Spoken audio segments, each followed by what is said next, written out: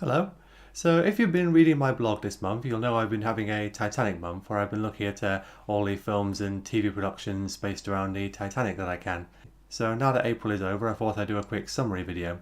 So it's been a very interesting project. I really enjoyed doing it, and it's covered a whole wide range of films spanning over a long period of time. I mean, the first thing I watched was In Nacht und Is, which is the oldest surviving Titanic film. It came out in 1912, just a few months after the actual sinking, and it's a silent film that's just half an hour long, so you just see some people wandering about on the ship, and then this little model ship that hits an iceberg. And then you get into 1929 in Atlantic, which is just a few years after the first talking pictures came out. It eventually makes the transition into colour with SOS Titanic in 1979. And then eventually you get to the 90s and James Cameron's Titanic with its incredible set designs and special effects and computer generated imagery. So yeah, a great variety there. So not all the productions I watched were based around the disaster itself, but those that were, there tended to be both similarities and differences. There was some variance in how historical and fictional perspectives were used. I mean, on the one hand, you have something like A Night to Remember, which focuses almost entirely on the historical perspective and doesn't really go much into character development. And then you have something like the 1953 Titanic, which doesn't really do much historical stuff at all. It's all focused on this fictional family and the drama between them. But most productions would use a kind of mix of fictional and historical characters. There'd be varying sources of conflict to tell these characters' stories, and usually there'd be a bit of romance involved. Obviously, romance that has to develop pretty quickly because the whole thing only takes place over a few days. And none of the films were perfect in terms of historical accuracy, but some were a lot better than others. So rather than giving an overall ranking of all the projects that I saw, I kind of divided them into three groups. The ones that you should definitely avoid, you can just skip. The ones that are kind of subjective, it depends what you're looking for. And the ones that were particularly good that I would recommend to most people. Now, right at the bottom, obviously, would be the two animated films that I reviewed, Titanic, The Legend Goes On, and The Legend of the Titanic, because making a child-friendly film about a disaster that killed over 1,500 people was just never going to be a good idea, especially not when you're putting in talking animals and Disney rip-offs and just sugarcoating the fact that a lot of people died. I will say that The Legend of the Titanic is the more painful of the two, the one with the giant octopus as opposed to the one with the rapping dog, but I wouldn't recommend you watch either of them. The 1929 film Atlantic, it hasn't really aged very well. It's mostly just taking place in one room with just a few first-class people and people speaking very slowly and melodramatically like this. Yeah, it's not really that great today. The 1943 Nazi propaganda film, even if you ignore the fact where it came from, it is a propaganda film all about the evils of British and American capitalism. And it's just so focused on telling you all about that it's just not a very good story anyway. Raise the Titanic, which is not based around the sinking itself, it's based on a novel by Clive Cussler, which tells the fictional story of raising the Titanic. It does start out with some promising intrigue, but it ultimately just comes down to these very long, slow scenes of looking for the wreck and dragging things out as long as possible. And it was a huge box office bomb, and it's really not hard to see why it's not worth your time. And then finally, for the ones you shouldn't bother with, there's the 2012 ITV series that was written by Julian Fellowes, the creator of Downton Abbey. And the problem with that one is, there's just too many characters that are all crammed in, and there's just not enough time to look at them all, and they're all extremely flat and one note. And then there's the structure it uses. It's basically split over 4 episodes, and 3 of those episodes, they try to focus on particular characters and then bring you from the beginning to the actual sinking itself. But the problem with that is there's just so many plot lines muddled up and not enough self-containment within the episodes. It just doesn't work at all. So then there are projects that fall into kind of a middle ground.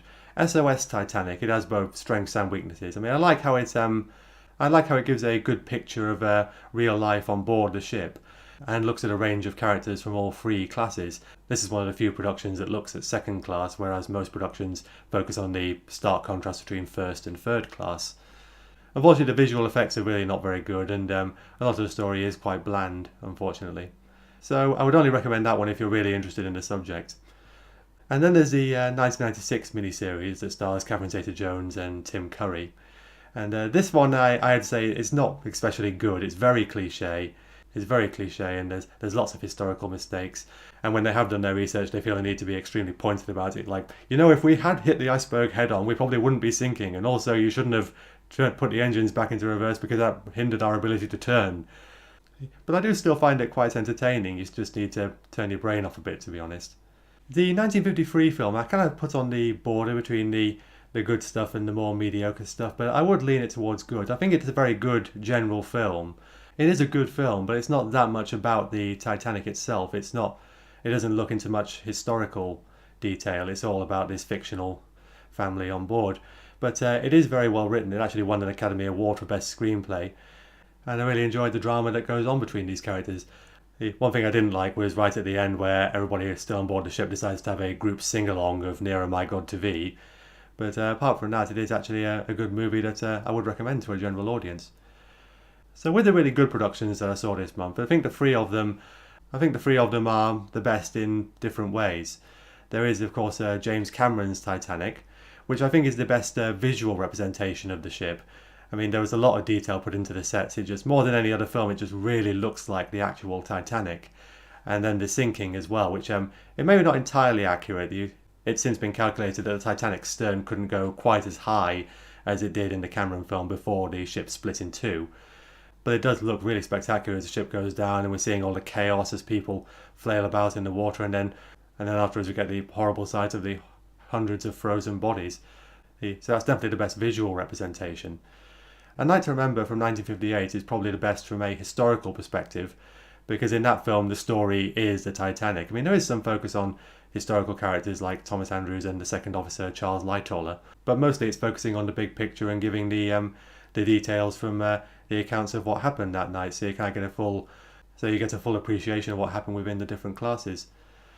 And then I watched for the first time this month the 2012 series Titanic Blood and Steel, which I don't believe ever actually aired in the UK.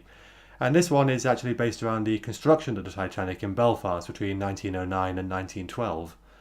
And this is a 12-part series, and I really enjoyed it. It was very well written. It had some really great fictional characters. There's conflict arising from all the political and religious turmoil that was happening in Belfast at the time, and also some disagreements about the design of the ship. There's this great protagonist in Dr. Mark Muir, who has to deal with his past in Belfast, some secrets that have been kept from him, and some romance as well. So I really enjoyed that one. I may be a little bit biased because I've already said that James Cameron's Titanic is my favourite film, but I do believe that's the best all-rounder, because as well as the visual perspective, it also does have a compelling fictional story of Jack and Rose, and it also makes time to look at the historical characters, Captain Smith and Bruce Ismay and Thomas Andrews, and fill in some details there as well. So I guess my ideal production about the Titanic would be something that looks good or almost as good as Cameron's version, and maybe spread the focus around a bit without having too many characters. Like you could have some particular protagonists in first and second and third class, in a similar way to how SOS Titanic did, and trying to be as historically accurate as possible, because everybody's going to take some artistic license as long as you're not pursuing myths that really are harmful to other people. Like in A Night to Remember, even though that one is very historically accurate, it does open with a launching ceremony for the Titanic, when in fact the Titanic was never christened at all. The White Star Line didn't do that. But I really don't think there's that much you need to change, and in a way A Night to Remember kind of demonstrates that. So that is it for Titanic Month. If you've been reading my blog posts, I hope you've been enjoying them, finding them interesting. I have got a few ideas in mind for what's coming next on my blog and for this channel. Just a couple of things I've been wanting to do for a while and have kept on the back burner. So thank you for watching.